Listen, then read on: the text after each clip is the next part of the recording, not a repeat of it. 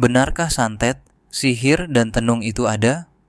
Keberadaan santet merupakan topik yang kontroversial dan seringkali didiskusikan dalam konteks kepercayaan budaya, spiritualitas, dan mistisme.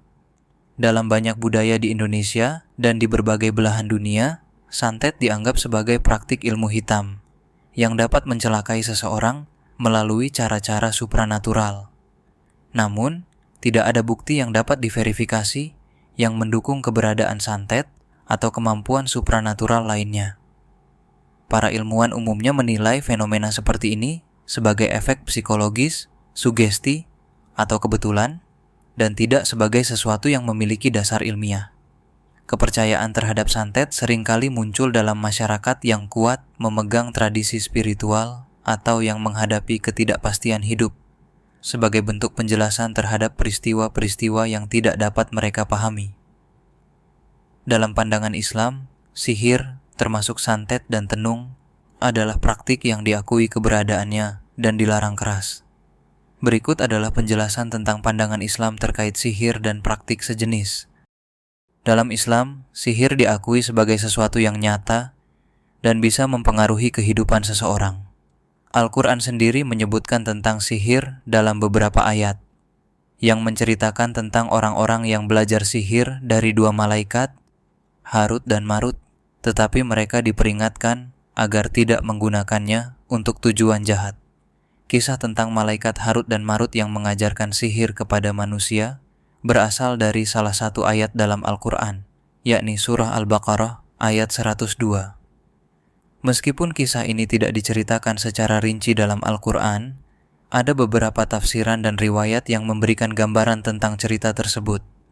Berikut ini adalah penjelasan mengenai kisah tersebut. Surah Al-Baqarah ayat 102, yang artinya, mereka mengikuti apa yang dibaca oleh setan-setan pada masa kerajaan Sulaiman.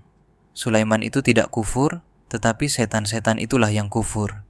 Mereka mengajarkan sihir kepada manusia, dan apa yang diturunkan kepada dua malaikat di negeri Babilonia, yaitu Harut dan Marut. Padahal, keduanya tidak mengajarkan sesuatu kepada seseorang sebelum mengatakan, "Sesungguhnya kami hanyalah fitnah, cobaan bagimu. Oleh sebab itu janganlah kufur."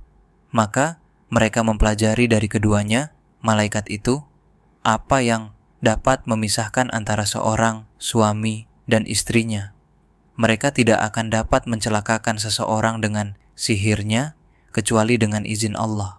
Mereka mempelajari sesuatu yang mencelakakan dan tidak memberi manfaat kepada mereka. Sungguh, mereka benar-benar sudah mengetahui bahwa siapa yang membeli menggunakan sihir, itu niscaya tidak akan mendapat keuntungan di akhirat. Sungguh, buruk sekali perbuatan mereka yang menjual dirinya dengan sihir jika mereka mengetahuinya. Menurut beberapa tafsir dan riwayat, kisah ini menceritakan tentang dua malaikat, Harut dan Marut, yang dikirim oleh Allah ke bumi sebagai ujian bagi manusia. Kisah ini mengandung beberapa elemen, meskipun tidak semua detailnya disepakati oleh para ulama.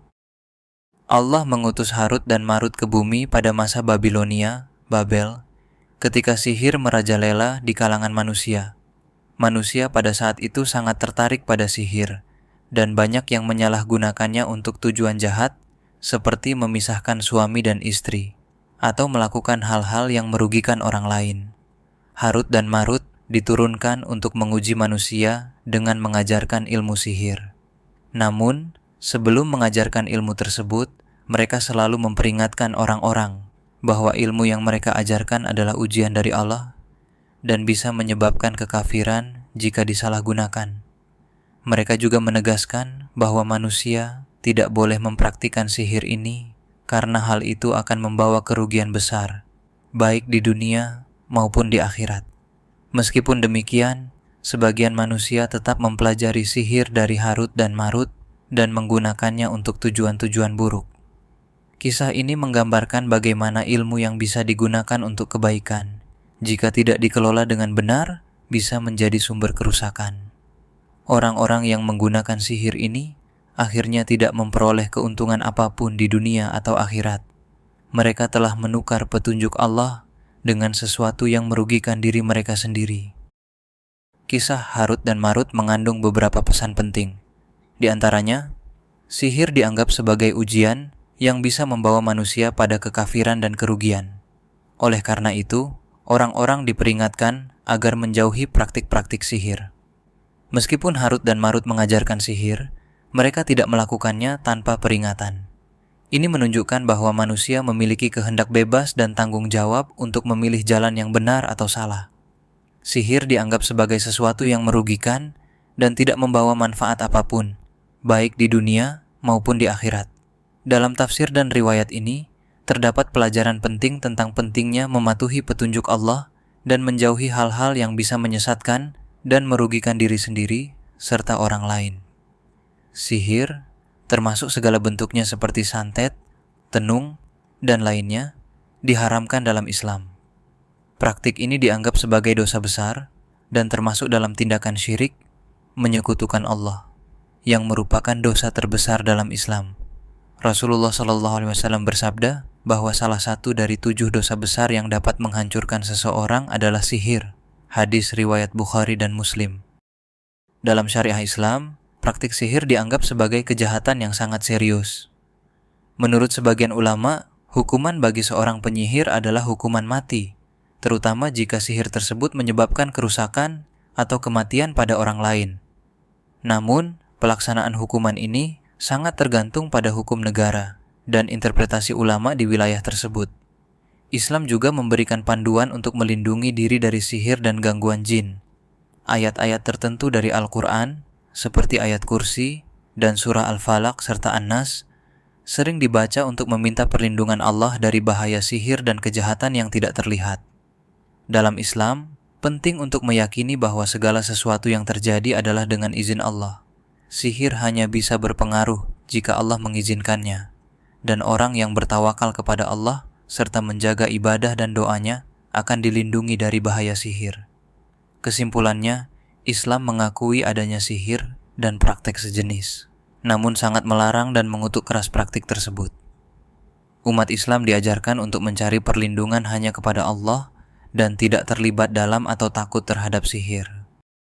Lalu, dari sudut pandang ilmiah, sihir, santet, dan praktik-praktik sejenis lainnya umumnya dianggap sebagai fenomena yang tidak memiliki dasar ilmiah atau bukti empiris yang dapat diverifikasi. Sains beroperasi berdasarkan metode ilmiah yang mengandalkan observasi, eksperimen, dan bukti yang bisa diukur dan diulang. Karena fenomena seperti sihir dan santet biasanya tidak bisa diuji atau dibuktikan melalui metode ilmiah, mereka tidak diakui sebagai fenomena nyata oleh komunitas ilmiah. Berikut adalah beberapa pandangan ilmiah terkait dengan hal ini. Banyak kasus yang dianggap sebagai hasil sihir atau santet sebenarnya dapat dijelaskan melalui efek psikologis. Jika seseorang sangat percaya bahwa dia telah terkena sihir atau santet, hal ini bisa menyebabkan stres, kecemasan, atau bahkan penyakit fisik karena kekuatan sugesti dan efek psikosomatis. Fenomena ini dikenal sebagai efek nocebo, di mana keyakinan bahwa sesuatu yang buruk akan terjadi bisa membuat seseorang merasa sakit atau mengalami gejala yang sebenarnya tidak ada penyebab fisiknya. Dalam banyak kasus, kejadian yang dikaitkan dengan sihir atau santet bisa jadi hanya kebetulan. Manusia cenderung mencari pola dan makna dalam peristiwa yang tidak dapat dijelaskan, dan ini bisa menyebabkan kesimpulan bahwa suatu peristiwa adalah hasil dari sihir. Padahal sebenarnya tidak ada hubungan kausalitas.